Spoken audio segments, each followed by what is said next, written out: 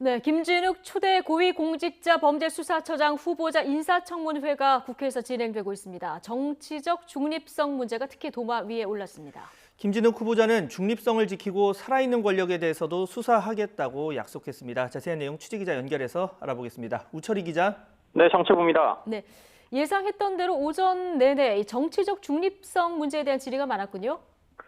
네, 그렇습니다. 국회 법제사법위원회는 오전 10시부터 김진욱 후보자 청문회를 진행하고 있습니다. 추미애 법무부 장관과 윤석열 검찰총장 갈등부터 공수처법 개정까지 사사건건 여야가 법사위에서 충돌했기 때문에 오늘도 거센 신경전이 예상됐습니다. 하지만 자료 제출 요구 과정에서의 공방을 제외하고는 비교적 차분한 분위기 속에 청문회가 열리고 있는 상황입니다.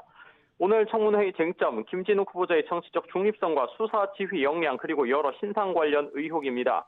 오전에는 주로 정치적 중립성 확보에 대한 질의가 오갔습니다. 먼저 민주당은 초대 공수처장 후보자로서 김진욱 후보자의 역할이 막중하다면서 향후 공수처를 어떤 방향으로 이끌지에 대한 역량 검증에 주력했습니다. 또 공수처는 검찰을 견제하기 위한 검찰개혁의 일환으로서의 의미도 상당히 중요하다면서 검찰의 먼지털이식 수사 또 제 식구 감싸기 등 잘못된 관행 탈피를 요구했습니다.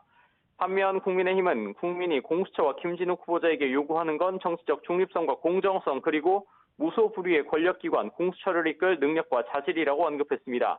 특히 중립성보다는 소신 없는 눈치 보기 또 수사 경험 부족으로 인한 얼굴 마담이 우려된다면서 정권의 부당한 외압에 맞설 강직함이 중요하다고 강조했습니다. 이에 대해 김진욱 후보자는 공수처가 국민의 신뢰를 받는 선진 수사기구로 자리매김할 수 있도록 최선을 다하겠다면서 정치적 중립성을 철저하게 지켜 성역 없는 수사를 하겠다고 밝혔습니다. 이어 정권 출신의 인사, 정치적 편향성이 있는 인사를 확실하게 거부할 용의가 있다고 언급하면서 외압에는 의연하게 대처하고 살아있는 권력도 수사하겠다고 말했습니다. 오후 질의에서는 김진욱 후보자에게 불거진 과거 주식 취득 당시 미공개 정보 이용 의혹, 또 미국 연수 당시 자녀의 이중국적 취득을 위한 고의적인 귀국 지원 의혹, 또 여러 차례에 걸친 위장 전입 의혹 등에 대해서도 여야 공방이 이어질 것으로 보입니다. 네, 이런 가운데 어제 문재인 대통령이 신년 기자회견에서 밝힌 이명박 박근혜 전 대통령 사면 관련 언급을 두고도 다시 논란이 일고 있죠. 네, 그렇습니다. 문 대통령의 지금은 때가 아니다. 이 확고한 입장 표명으로 일단락되나 싶었던 사면 논란이 다시 촉발되는 분위기입니다. 단초는 오늘 아침 국민의힘 주호영 원내대표 발언입니다. 주 원내대표는 문 대통령을 향해 현직도 시간이 되면 전직이 되고 또 사면 대상이 될 수도 있다면서 입장을 바꿔 역지사지하라고 경고를 보냈습니다. 사실상 문 대통령도 범법자가 될 수 있다고 해석할 여지가 있는 발언입니다. 그러면서 대통령과 집권 여당 대표가 전직 대통령 사면에 대한 여론을 슬쩍 떠보고는 바람을 빼버린 상황이 됐다고도 비판했습니다.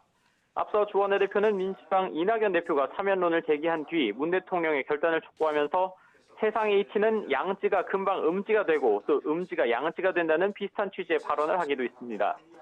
민주당은 대통령에 대한 협박이라고 강하게 반발하는 분위기입니다. 신영대 대변인은 너무나 과한 표현이라면서 현직 대통령을 범죄자로 보는 것이 말이 되느냐고 격앙된 반응을 보였습니다.